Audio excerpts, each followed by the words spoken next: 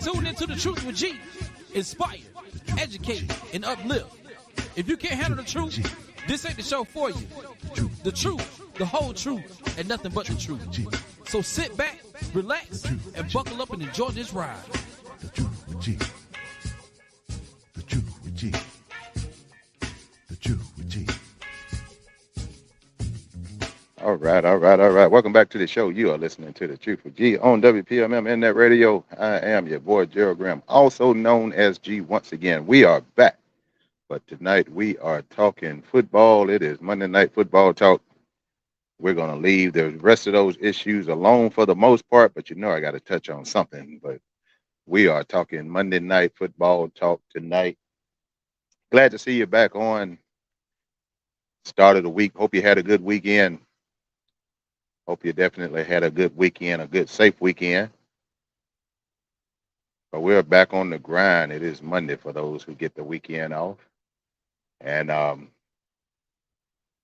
we're going to talk about this football thing. It was a weekend of football. Didn't get much information on the high school level, so we're not going to talk high school tonight. But if you got a comment about high school ball, definitely put your comments in the comment section. I was trying to get a co-host on with me tonight, but it seemed like everybody's scared to talk. And kind of interesting because, you know, all through the games and through the night on Facebook was lit up all weekend. Everybody going back and forth on Facebook, but I invited them on to speak, and everybody's scared to talk on the radio. So, looks like I'll be talking to myself tonight. We're not taking phone calls tonight, but you can drop your comments into the comment section. However, I'm gonna put a link. Up. This link is for anyone who wants to join in on the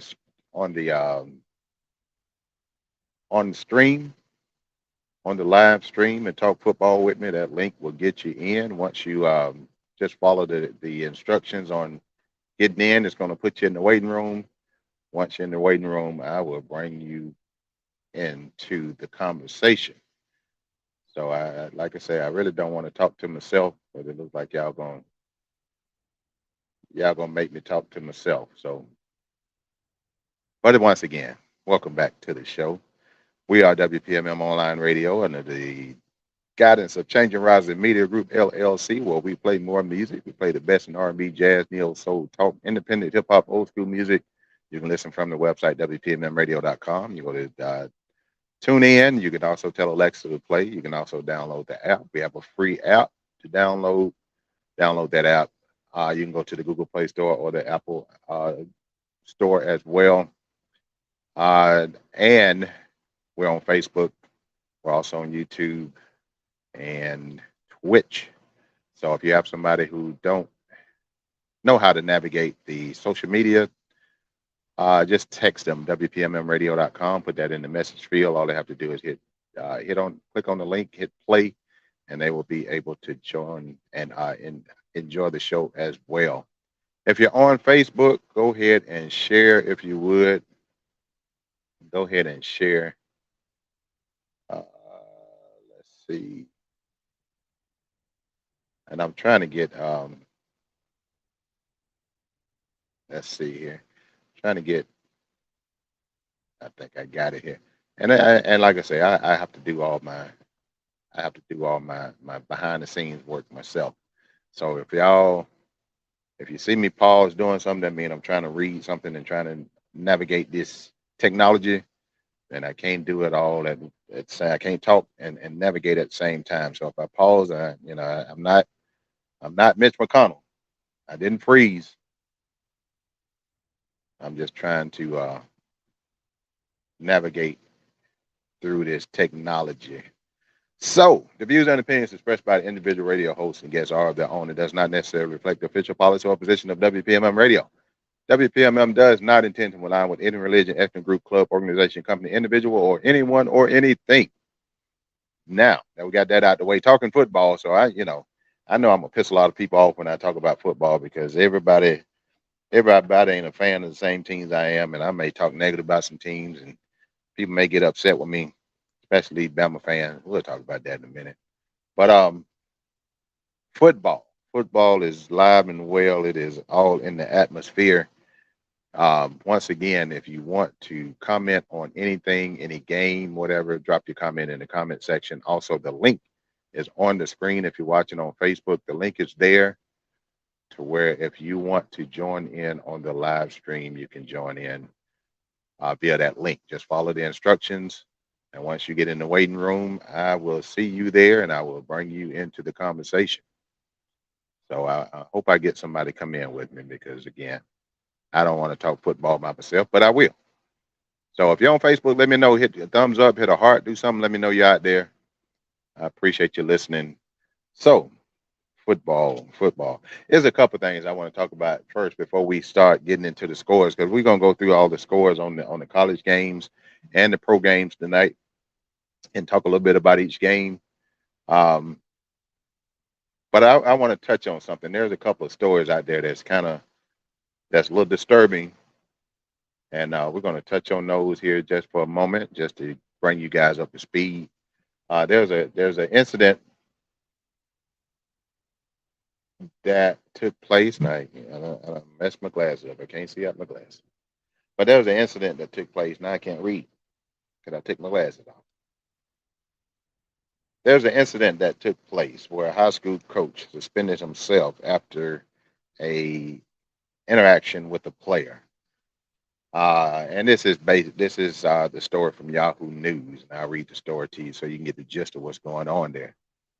Said a Florida preparatory school football coach has suspended himself and is stepping away from his head coach after a video shared on social media showed him verbally attacking his player. The video shows Derek Jenkins, 45 years old, getting the player's face, repeatedly yelling at him to do something. Jenks, the head coach and founder of the Southwest Preparatory and Technical Institution in Naples, Florida, announced his suspension in a video shared on the school's Facebook page. So I'm going to do what I can to seek mentorship for myself to be able to become a better coach, mentor to my players so that I can make sure that this never happens again. He said Jenkins was sitting next to Alvin Day, the player who he verbally attacked in the video shared online. I'm glad he's holding himself to the same standard that he has held us to. Day said, this is the player. I'm hoping that we can move forward. It is unclear the self-suspension means in terms of drawing pay or taking leave of absence. And the USA Today did reach out for comment.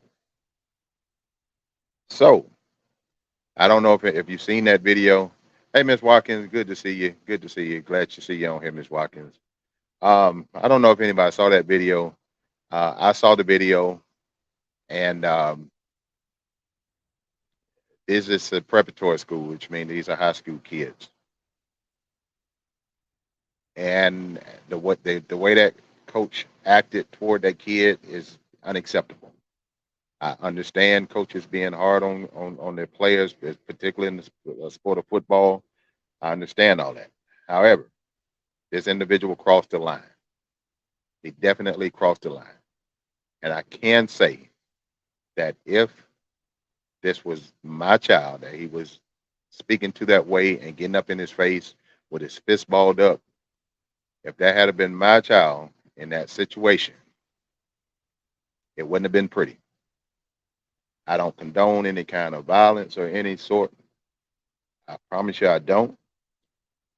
But these are high school kids.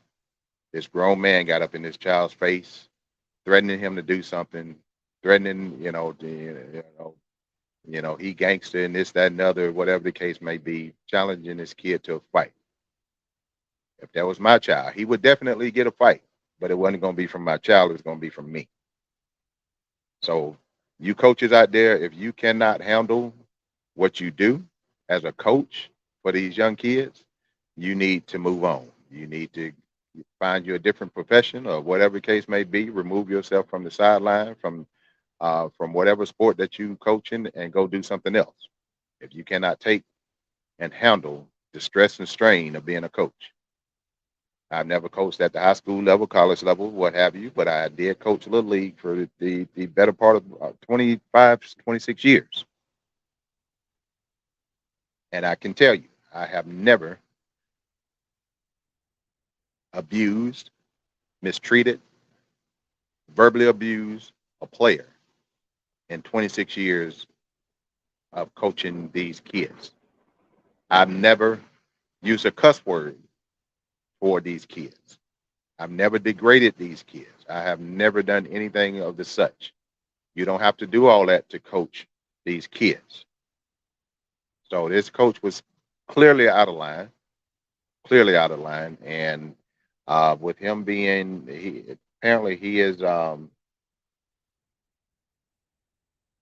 he suspended himself, and it's more to the story, but he suspended himself. So he is pretty much the main guy at that school. So a private school, to my understanding. So I don't know what's going to happen because he basically controls everything. So he has to, just taking this step to say I'm stepping down, and that's not good enough for me. I applaud the kid for. There was another video that took place where he spoke and the coach apologized or what have you. The child accepted the apology and said he wanted to move on. But I don't think it wouldn't be that easy because I would have to deal with that coach face to face, man to man, and shouldn't have that in sports. Shouldn't have that in sports. So, but that's an unfortunate situation. I will keep you abreast on that situation as far as what happened or what did not happen. Also, we have another unfortunate situation. If you're just joining us, this Monday Night Football Talk, we're talking football tonight. Another unfortunate situation that I came across in the Michigan State football coach, Mel Tucker. If you don't know the story, Mel Tucker is the head coach of Michigan State University. He's been there about 4 years, and he was recently suspended and fired because of a sexual harassment allegation. And I'm gonna read the story first, and then I'm gonna give you my take on this story. This is coming from the USA Today. And this is an update. The story has been updated with news that within hours of publication of USA Today investigation, MSU suspended coach Mel Tucker without pay 2 years ago. One of the nation's star college football coaches and prominent rape survivor teamed up to fight the culture of sexual violence in sports. Their partnership should have been a force of good. Instead, it has been developed into a scandal, with the activists accusing the coach of the same misconduct that both preached against. The accused, the accused is Mel Tucker, which is the head coach of Michigan State University and one of the highest paid coaches in all sports. Accusing him is Brenda Tracy, a rape survivor who had made and educating athletes about sexual violence her life work. Over 8 months, the development of professional relationships centered on the advocacy work. Tucker invited Tracy to campus 3 times, twice to speak to players and staff, once to be recognized and honorary captain of the team's spring football game. But the relationship upended during a phone call on April 28th, 2022. Tracy says in a complaint she filed with the university Title VI office in December that remains under investigation. According to the complaint, Tracy sat frozen for several minutes while Tucker made sexual comments about her and masturbated. This is on a phone call, mind you. His violation said reopened 25-year-old wounds from her rape by 4 men, 2 Oregon State University football players, a junior college player, and a high school recruit. The idea that someone could know me and understand my trauma, but then re-inflicted the trauma on me is so disgusting to me. It's hard for me to even wrap my mind around it, she told the USA Today.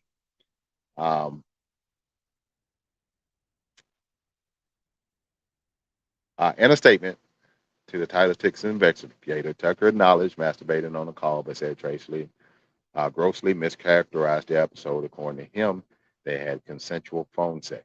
Ms. Tracy distortion of our mutual, consensual, and intimate relationship into allegations of sexual exploitation has really affected me. Tucker wrote March 22nd letter to investigators. I'm not proud of my judgment, and I having difficulty forgiving myself into the situation. I did not engage in misconduct by any definition. Now, this is Michigan State head coach, one of the highest paid coaches in football. He's a black head coach. Based on the photographs, I've seen the individual that filed the claim or that claim harassment is a white female. If for people who know me, you know that I am completely against any type of sexual abuse, any type of sexual harassment toward women. I'm gonna say that first and foremost. I am against anything of that nature. I feel that women should be respected. I feel that women should not be harassed sexually. I feel that women shouldn't be forced to do anything that they don't want to do, what have you. I'm an advocate for women. However, there's a caveat.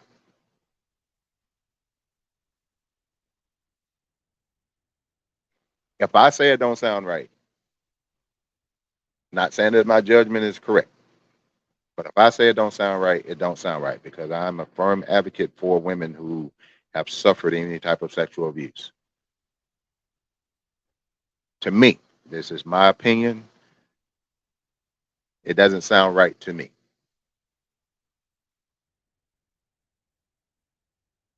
And it doesn't sound right because this harassment took place over a phone call. On the phone, over the phone, you have the ability to control anything that happens on a phone call with just a touch of a button. You can stop, cut off anything that one word comes out the mouth of the person on the other end of that phone line. You have the ability to terminate that situation right there and then. The problem that I'm having with this whole situation, again, it's just my opinion.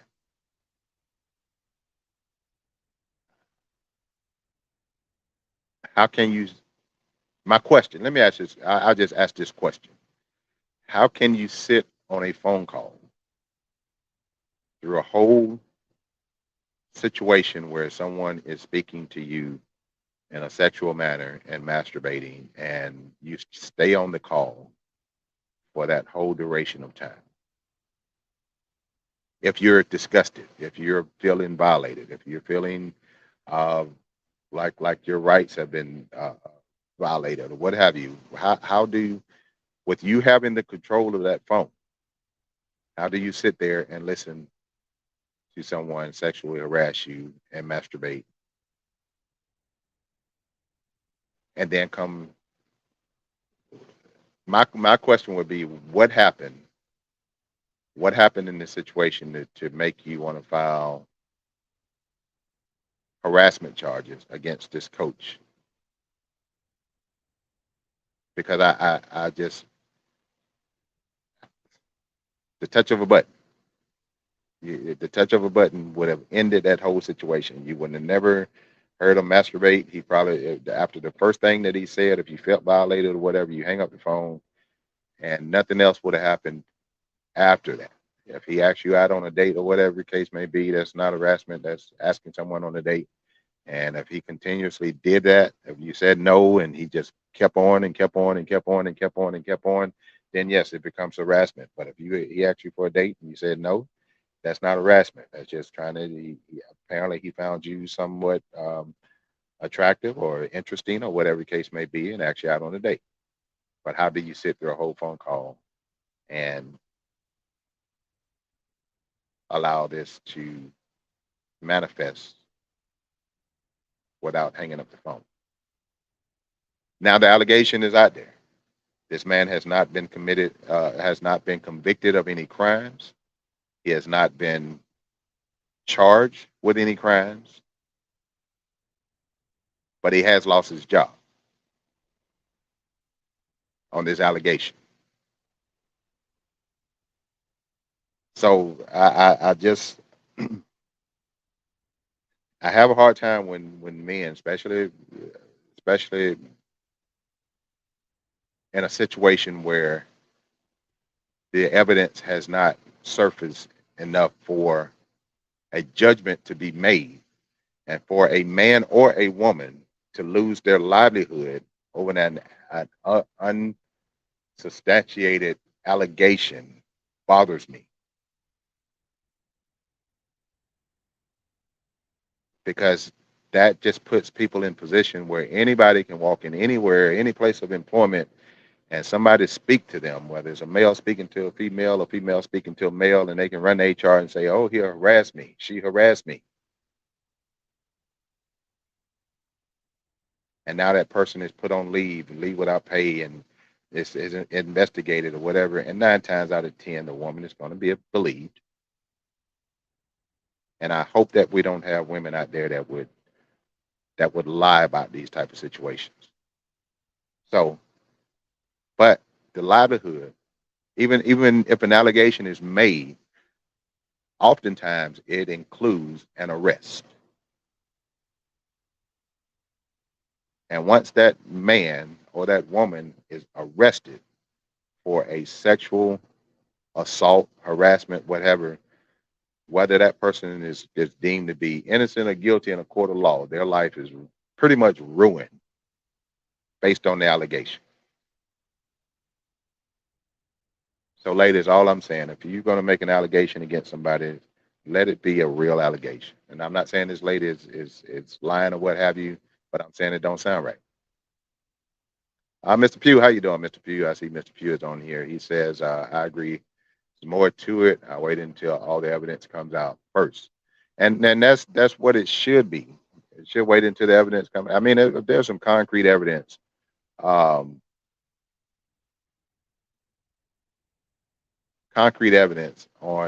what happened, if there's video evidence on what happened or whatever, and it's plain to the naked eye that this took place, and we can see that this took place, that's one thing. But this man done lost his livelihood and probably will never get another coaching job because of the allegation. And at the same time, you're on the phone. He's on the phone. You're on the phone with this man. And you didn't have the frame of mind, if you were that distraught, if you were that violated, felt that violated, if you were that disturbed, why would you stay on the phone while this man did what he did? Why would you stay on the phone? And he is saying, his allegation is, it was consensual phone sex. So we have a situation where he is saying it's consensual phone sex. She is saying that it was harassment, and he's not being believed because he done lost his job. So they don't believe him, they believe her. But there's no evidence to support either allegation. So why are people losing their livelihood? Larry Pugh, he put in the comments, Michael Irvin just settled with the motel and got his job. Yes, Michael Irvin went through a situation, and I don't know all the details, but it was a situation where he was accused of certain harassment or whatever, assault or whatever, and it basically came out to where he was exonerated. He won a settlement in regards to that.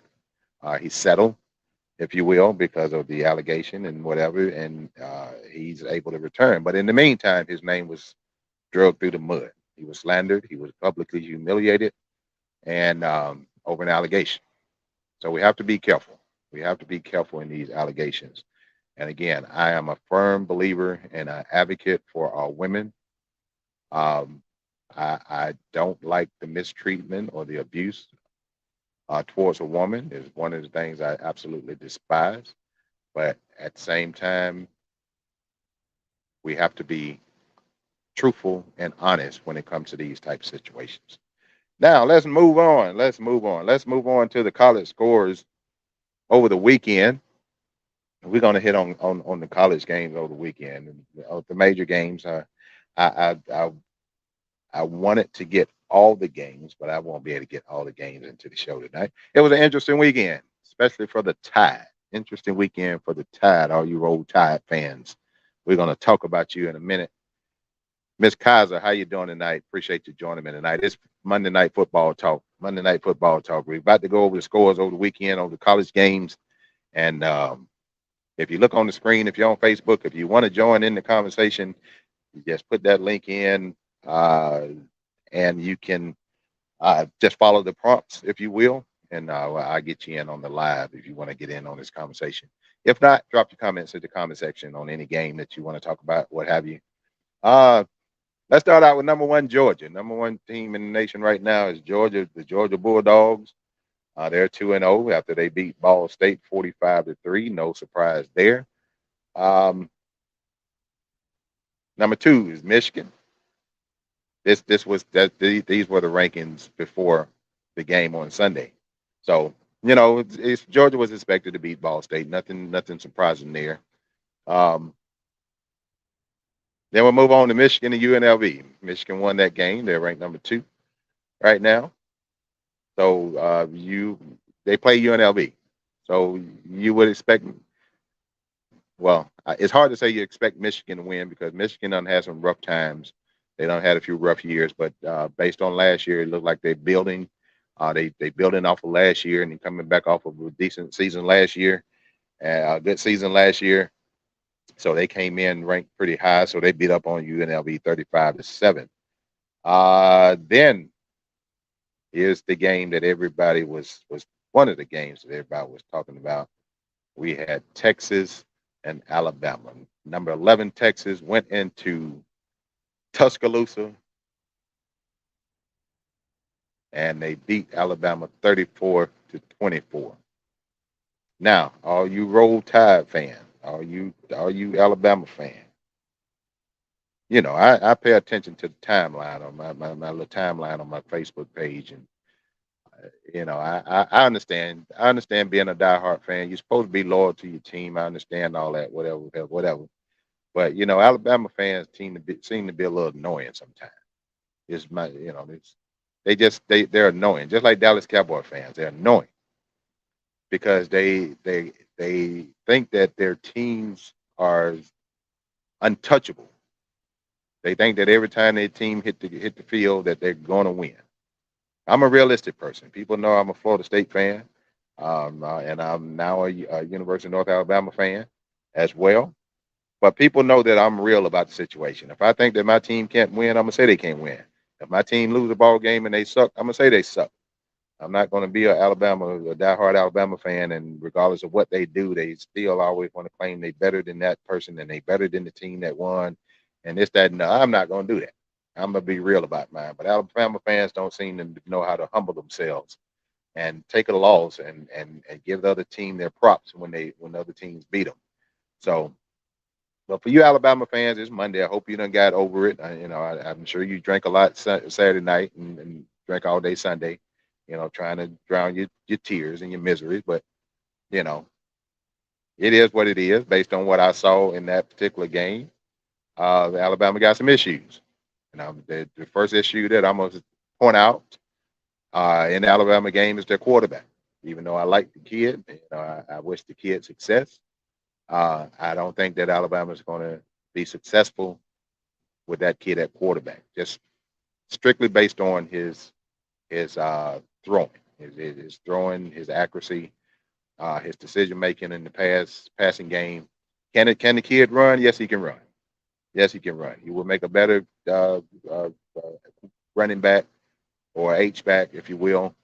But I don't think that you're going to win with this quarterback. I think Saban is going to make a change. I know that has not been announced, but I think when Alabama hit the field next week, I think you will probably see a new quarterback. So that's just my prediction. I hadn't seen that anywhere, heard that anywhere, but I think it's going to happen. But Alabama lost.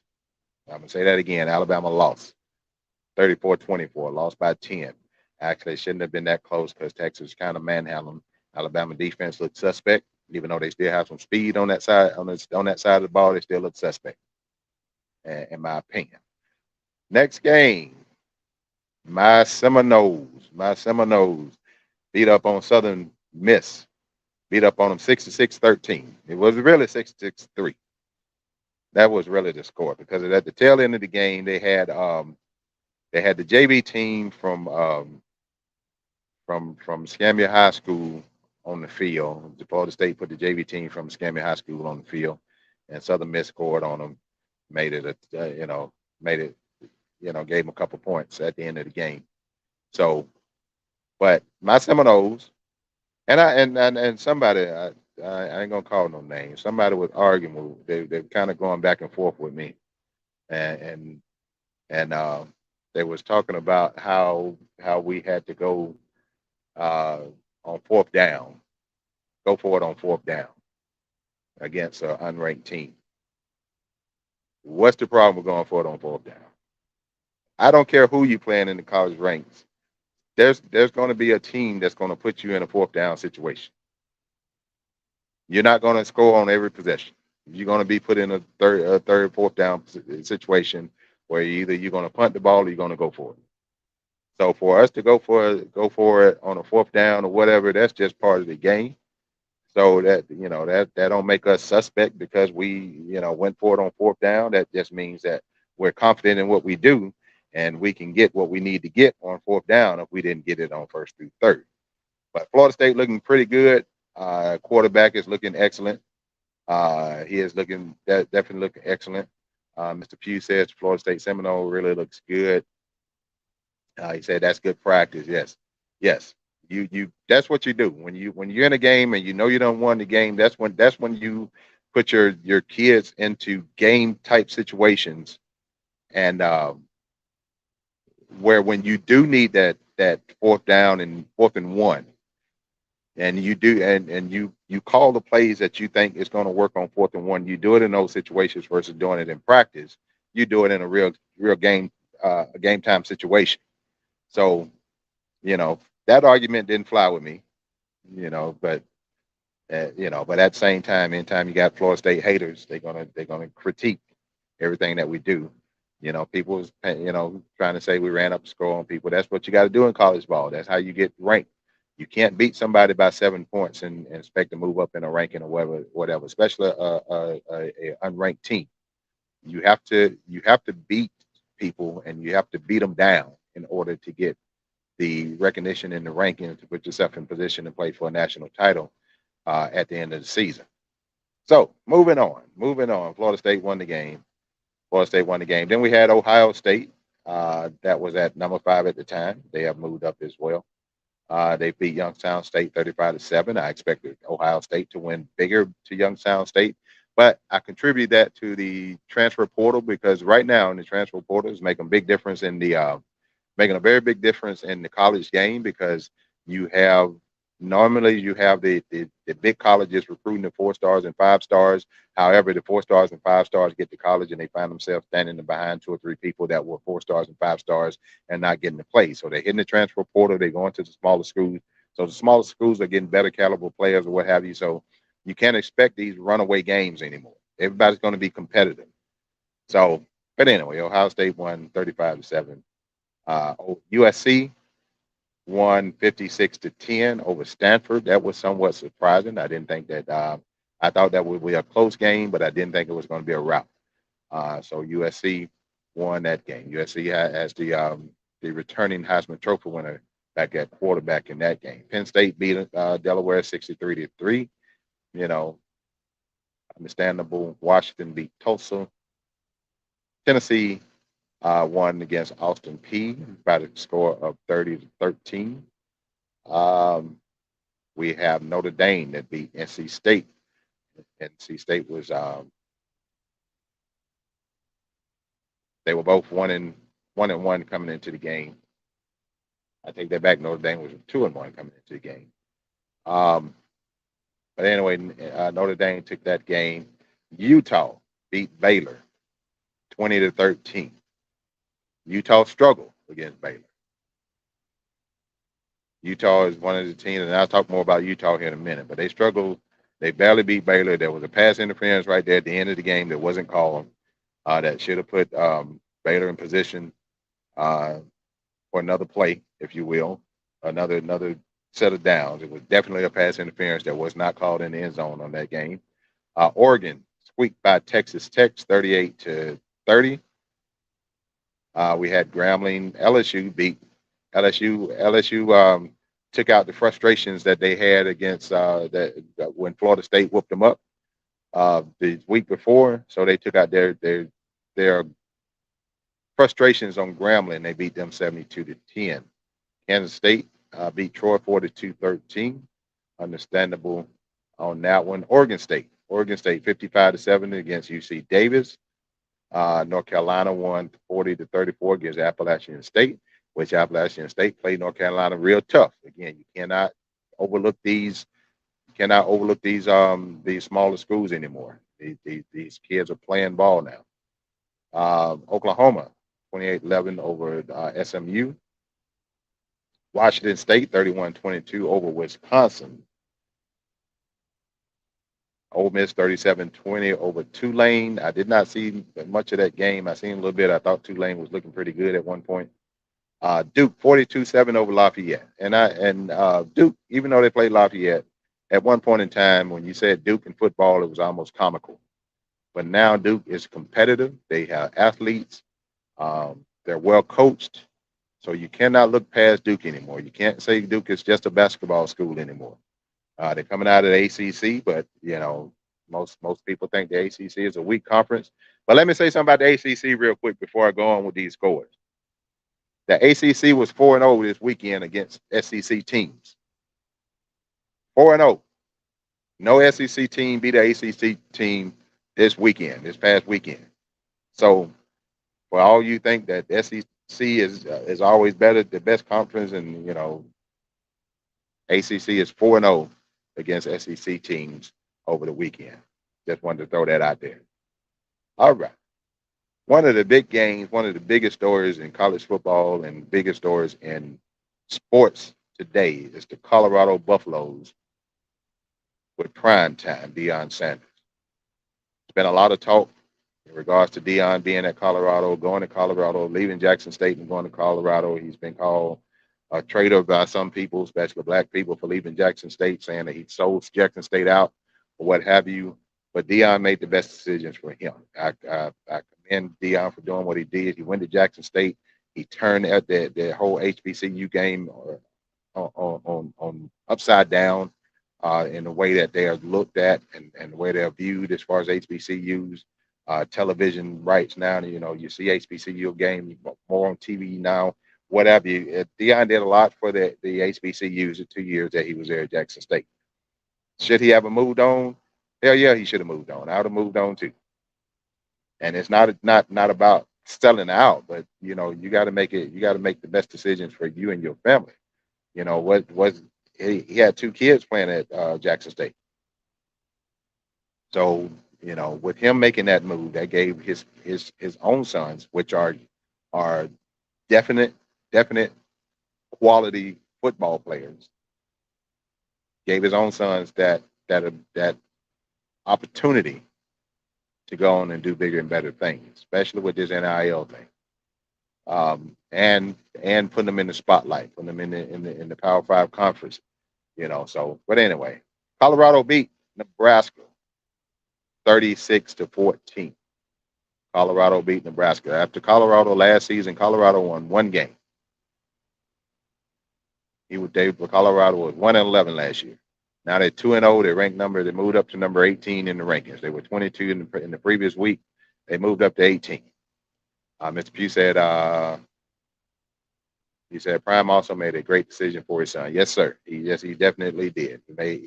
He put his son in particularly Shador. But let's not look over Shiloh. Let's not look over him. Shiloh is leading it. I think he's leading the team in tackles. So we can't just look at Shador at the quarterback position. You got to look at number 21 Shiloh on the side of the ball too. He's out there defending. He's one of the lead tackles on the team at the cornerback position, which is usually not the case. You know, once you're coming off that cornerback position, you're not usually leading the team in tackles. You usually got a linebacker or something like that leading the team in tackles, but he's doing that on the edge. Uh, so, you know, he made the best decision for his kid. Miss Renee, how you doing? She said Deion Sanders is impacting a lot of kids' lives. Uh, I live here.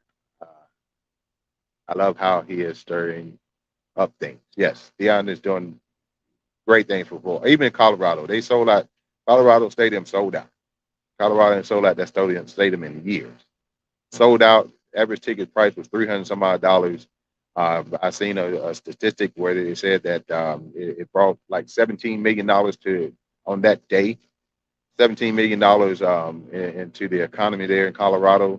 So you know he's doing good for the sport of football, not just in Colorado for the whole sport because everything is a buzz right now. So, but they beat Nebraska, and I said that Colorado will go on to win 10. I think they'll win 9 or 10 games. I think they're going to have issues with with Oregon. The Oregon didn't impress me the other day, so they may be able to get by Oregon. USC, they probably unless they tighten up some things, it's going to be hard for them to beat USC. Will they beat Utah? Yeah, I think they'll beat Utah with what I've seen with Utah as well. So I think they're gonna have a 9-10 win season. If they lose to anybody, it's going to be Oregon, USC, Utah. I would say Stanford. Stanford sucked this past weekend, so we're not going to throw Stanford in the mix. All right, Texas A&M. Old Jimbo Fisher over there lost to the University of Miami. I'm not a Miami fan. Don't like Miami. Never have liked Miami. But they was able to beat Jimbo Fisher. I don't like Jimbo Fisher because of how he tried to destroy the FSU when he left there. He kind of left them high and dry, and he knew he was leaving, and he didn't do anything to try to improve that program before he left. He left them in shambles, and we had to struggle out there in the Tallahassee for several years until last year where we finally got 10 wins. But got back to Florida State royalty, if you will, and you know they're taking their reign back in the top of the ranks, and now we're still cruising. Even though I don't agree with the decision to fire Willie Taggart after his tenure with Florida State, because if you look at the number of games at the time that they fired Willie Taggart and the time that they Norvell his first couple of years, at the same number of games, Willie Taggart was in better position than what Norvell was. So I don't understand that whole thing, but I still got to roll with the note. And then you had Clemson beating Charleston Southern 66-17. Clemson coming off a loss, so they were frustrated and had to take their frustrations out on somebody, and they took it out on Charleston Southern. So, but I think that the Florida State Clemson game is not going to be as fantastic as we thought it was going to be, because I think Florida State is going to end up.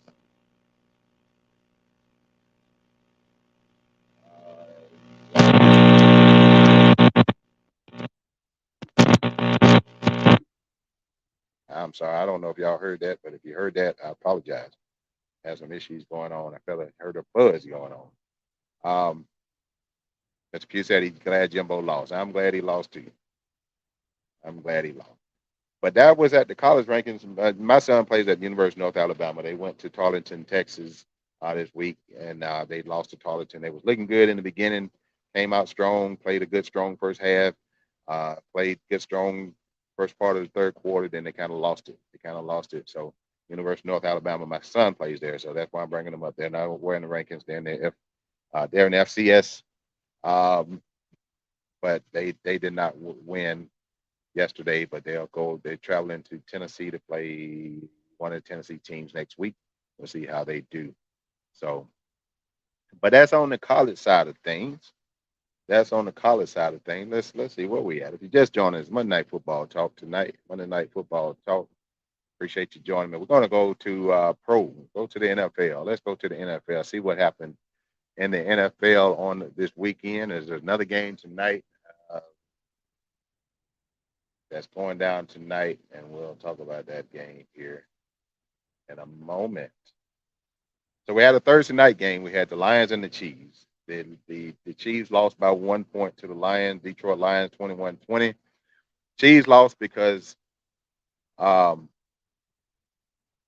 I missed a few. Most of University of North Alabama games are on ESPN Plus. Yes, sir. Yes, sir. The big dog play at UNA, but they're on ESPN Plus. Most just about every game televised be on ESPN Plus. They do play Florida State on November the 16th, 17th, or something like that. They play in Tallahassee. They play against Florida State. That game will be on ESPN as well, or on the ACC network, one of the two. So, but for the most part, all of their games are on ESPN Plus. But yeah, but I will be in Tallahassee when they do play Florida State, and that's going to be the one game that I'm going to have to root against my Seminoles. Because I've been a Seminole way before the big dog came along. I've been a Seminole since high school, a Florida State fan since I was in high school, and but that's the one game is the one time since I became a fan that I got to root against the Seminoles when they play the Lions of the University of North Alabama. So we'll see what happens. We'll see what happens. But let's move on to we're talking about pro football now. Pro football. The Lions again beat the Chiefs by 1 point. And I was saying the Lions only reason the Lions won is because damn it, Mahomes don't have anybody to throw the ball to. So he was dropping passes like it was ridiculous the way they were dropping passes, especially there toward the end of the game where Tony dropped the pass that would have put him in position to go ahead and get in field goal position that would have won the ball game, and that was his third or fourth drop by that time. But he has no one to throw the damn ball to. I'm not a Kansas City fan, but I'm a fan of Mahomes, and I want him to do well, even though he don't won a Super Bowl or two. But I want him to do well. But he got to have somebody catch the ball. His tight end, I forgot his name just that quick. His tight end didn't play that game, and that's his big target. Now that number 10 is gone. But Detroit got the win. The Falcons and the Panthers. The Falcons beat the Panthers 24-10. Let me tell you about the Falcons. Falcons gonna be dangerous. And the reason they're gonna be dangerous, they got two guys back there running that ball that look extremely good. You got that Algiers guy, and then you got Lord Jesus, my brain keeps going. The rookie.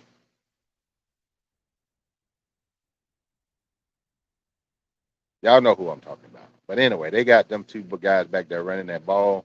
The run game in Atlanta going to be ridiculous this year, and that's what's going to keep them in the game. It's going to keep all those linebackers kind of frozen because they can't just take off and drop back into coverage because of that ball is handed off to one of those two. They gonna have a good looking running game.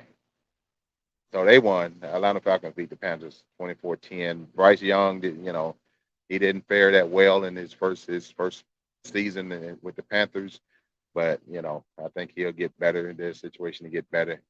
The Browns beat the Bengals 24-3. The Colts lost to the Jaguars 31-21. Anthony Richardson went down toward the end of that game last night. He ain't in college no more. He's in the pros now. He got to learn how to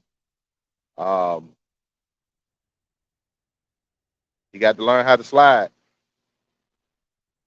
Anthony Richardson found out real quick that you got to slide in the NFL because those guys are gunning for you. They coming for you. And if you think that you still in the college game, even though the college game is fast paced, you got to learn how to slide. I'm not sure exactly what the extent of his injuries is, but I know he got knocked out of the game there trying to be a hero. and take a hit versus slide. We know you're big. We know you're a big guy, but you're an NFL quarterback. You got to preserve your body. You got to slide and don't take them unnecessary hits.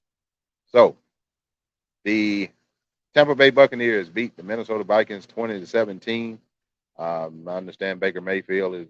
I don't like Baker Mayfield, but not Baker Mayfield. Carr.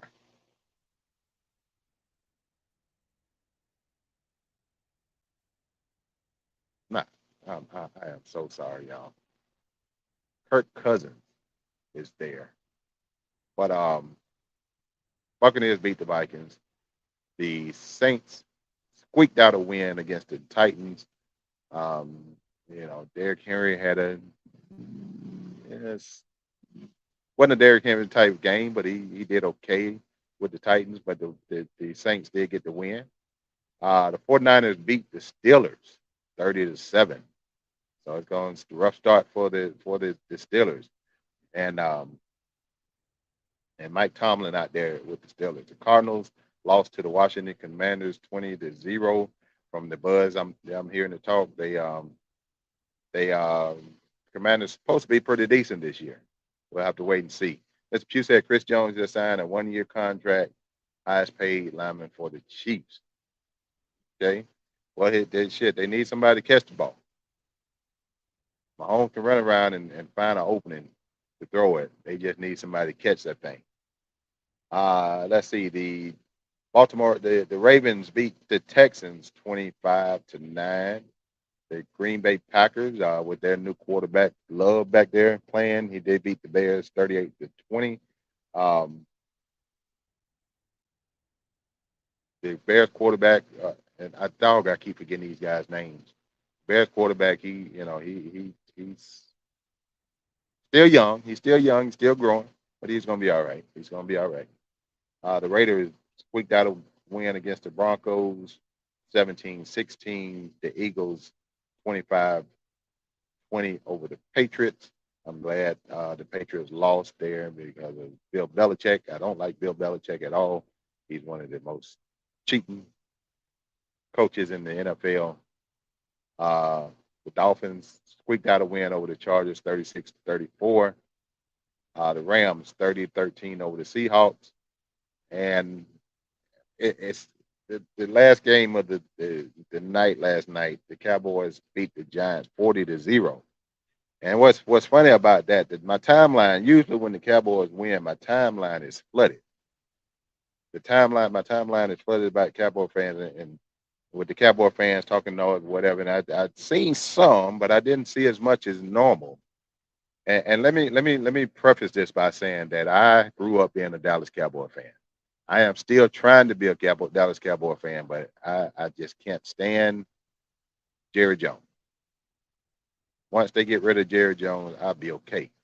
Once he go on and do what he got to do, or resign, or quit, die, whatever he got to do, then I jump, really jump back on the bandwagon. But I was a diehard Dallas fan for a long time, for life, if you will.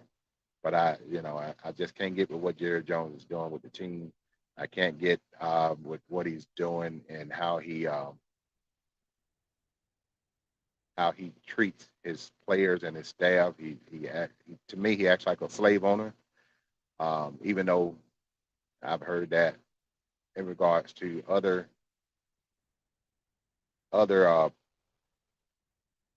owners as well, but Jerry Jones just seemed to be out there. So I'm trying to be a Dallas fan, but anyway. They won. But my timeline wasn't filled up like it normally is.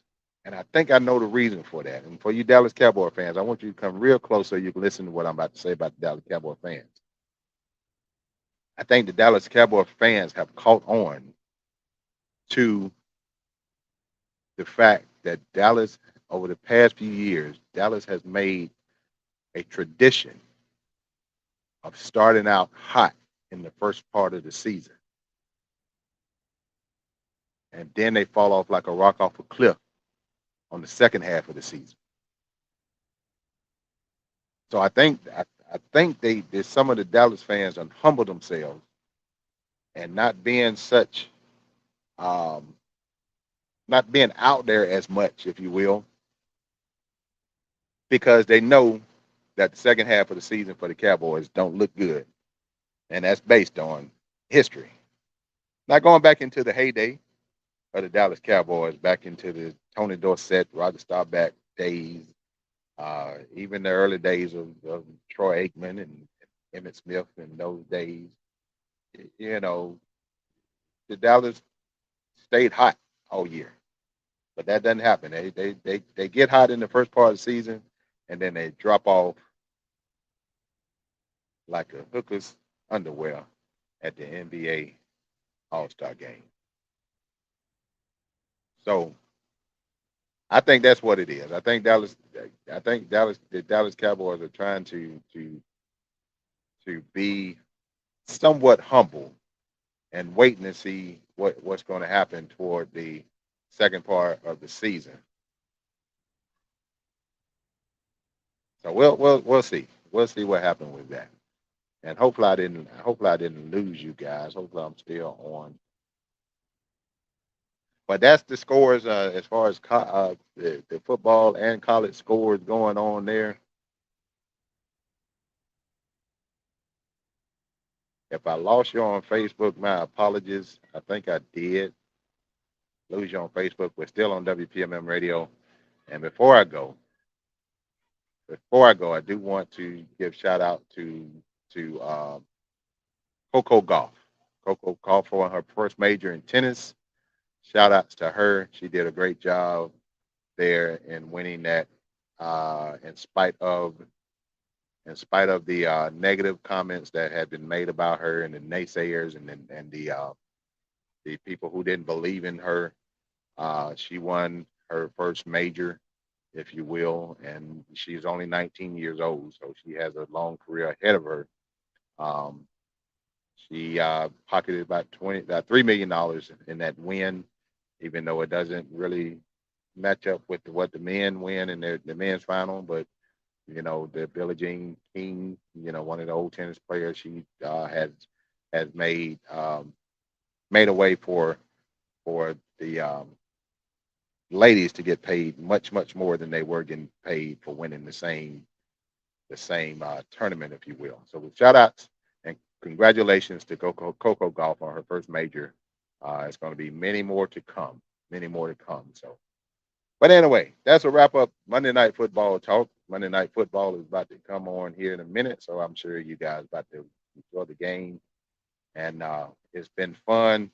On Thursday, I'm going on a little hiatus, if you will. Going on a little hiatus. I won't be live on Thursday night, so I apologize in advance. I will be back on Monday. I'm taking a little rest and relaxation and the rest of the week, if you will. So I will not be on Monday, but Thursday night, but I will be back on Monday. So you guys have a great week. Have a great weekend. You guys be safe. Definitely be safe. Don't go out there do anything stupid, especially when it comes to getting out there drinking and driving. I keep saying that a tow truck or a Uber is much more cheaper than a DUI. So be safe, be responsible, be smart. Don't get caught up in the okie doke. So Miss Kaiser say, oh, she caught my analogy. My bad, Miss Renee. My bad. I do better. God's still working on me, but I do better. But the Bills and the Jets tonight. Who you like out of the Bills and the Jets? I'm gonna go with the Bills because I don't like Aaron Rodgers, and Aaron Rodgers is with the Jets now, so I'm gonna go with the Bills. I didn't like Aaron Rodgers in Green Bay, and I don't like him in New York. So I'm gonna go with the Bills on that one, Mr. Pugh. Going with the Bills. So, alrighty. Well, it's been fun. Thank you for joining me tonight. I appreciate you guys for joining me. And I will be back on next Monday. Once again, you guys be safe. Y'all be blessed. And I am out of here.